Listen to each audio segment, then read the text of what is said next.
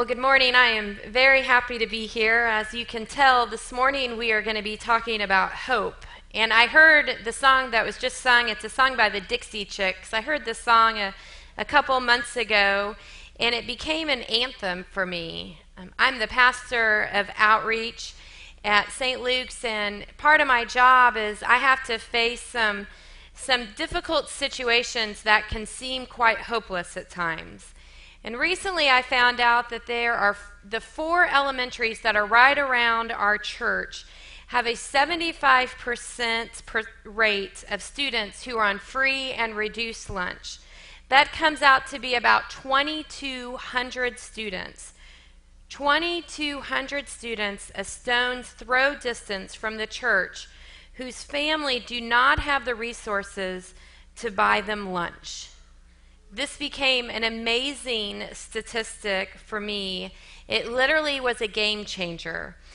And what I kept coming back to was this question: what is the church to be if not to offer hope? And so when I heard these lyrics from the Dixie Chicks, I hope you'll have more happy ever after. I hope you'll live more fearlessly, and you can lose all the pain and misery. I hope. I thought, we have got to do something. So St. Luke's has partnered with the Washington Township Schools to offer hope through being a resource to Fox Hill, Greenbrier, Spring Mill, and Nora Elementary in the unique challenges that they face. On August 3rd, we will have our annual Servant Day that I know some of you have participated with us in the past. And one of the projects is that we're going to be working at those schools, helping them to prepare for the students who will march through those doors the following week.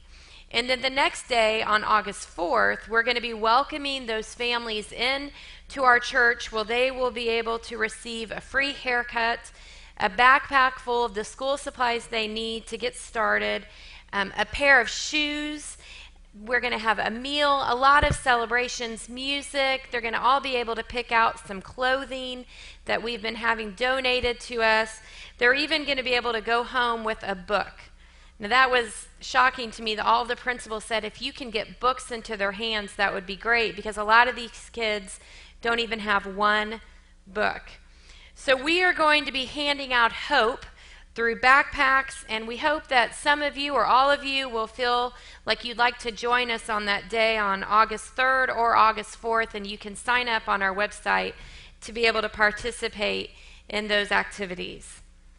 Then I was thinking about another part of the song that cut me deep, since I am a mother of 2, and those lyrics were, our children are watching us. They put their trust in us. They're going to be like us. It's okay for us to disagree. We can work through it lovingly. Our children's ministry has 3 basic truths we like to teach our kids each Sunday. The first one is, I need to make the wise choice. The second is, I can trust God no matter what. And the third basic truth we want them to know is, I need to treat others the way I want to be treated. When the kids leave 5th grade and head to the junior high ministry, if they only know those 3 truths, then we feel like we've done our job. So as we were thinking about what it would look like to reach out to these 4 schools, we realized that it was necessary to do this because it was a way for us to help model to our kids that the choices and actions that you make really do affect others. We have this great opportunity to be able to help give another child a chance to get started on the right foot. And if we don't do it, what are we teaching our kids? The other day I was talking to a friend of mine who is always making casseroles for friends who are going through a tough time. If you have a baby, she's got a special casserole for that.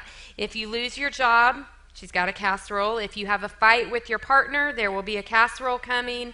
Knee surgery, anything you can think of that would be a little bump in the road, she has a casserole.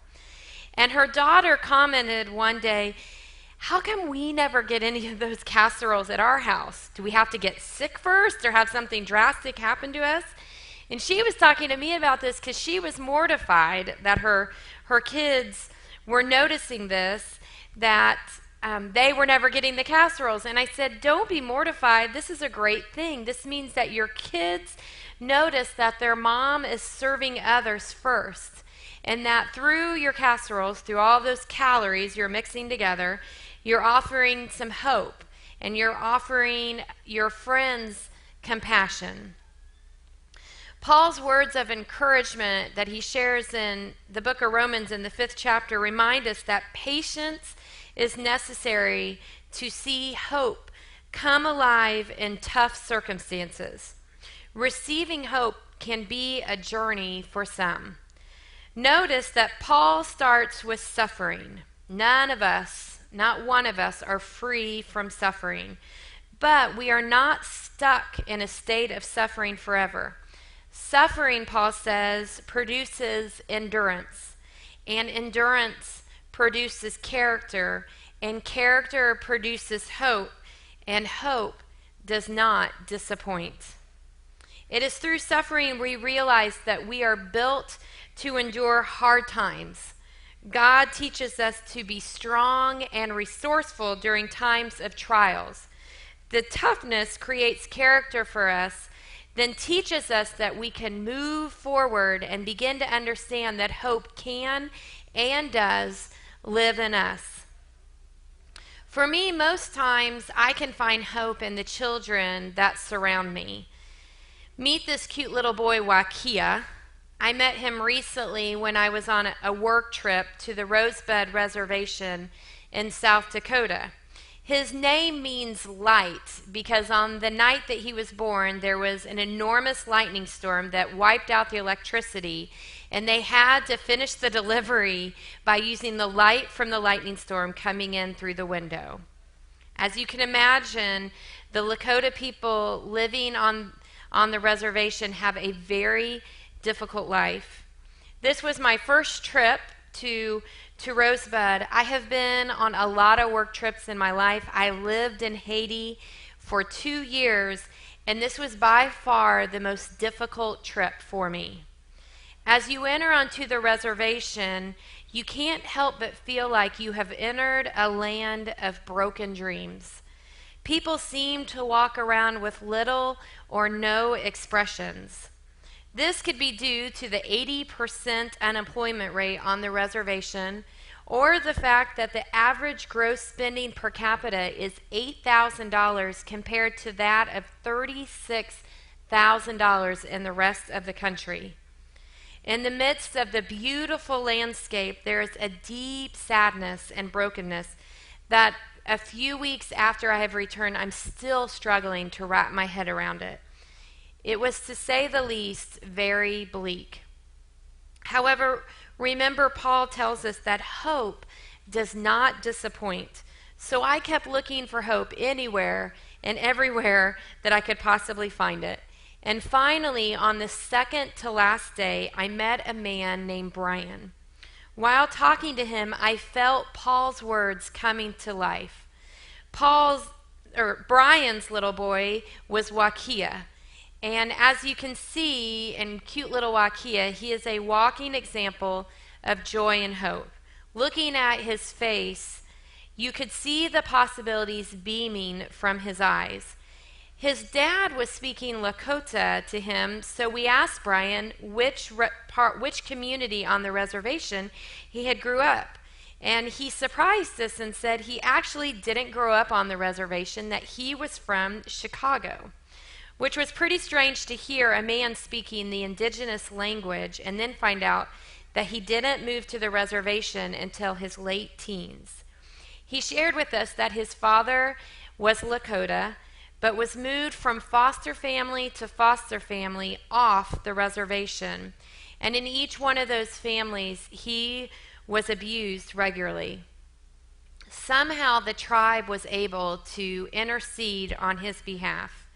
And when Brian was ready for college, he decided he wanted to move to the reservation where he could attend college, get a degree in education, and then work in the schools as a way of repaying the tribe for the kindness they offered to his father.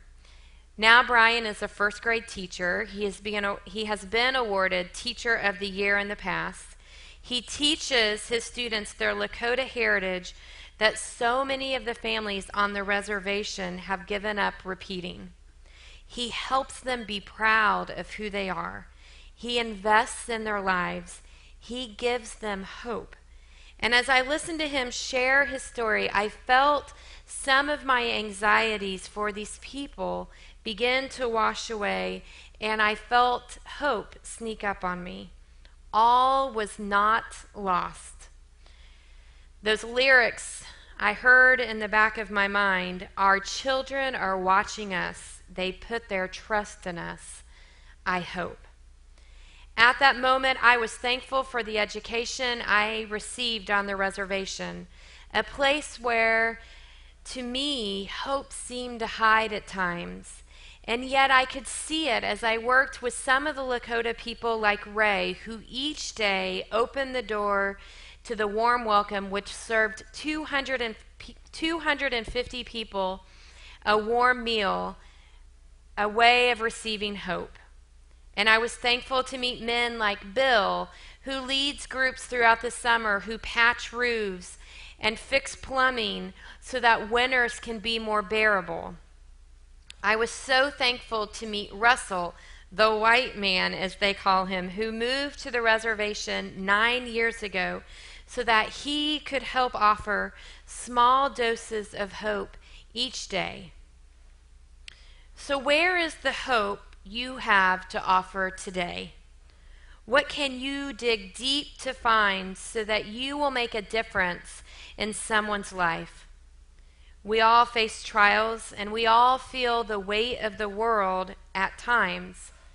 However, when we fight through the difficulties and realize that we are stronger than we think, then God's hope comes streaming out of us, and we can lose all the pain and misery. I hope.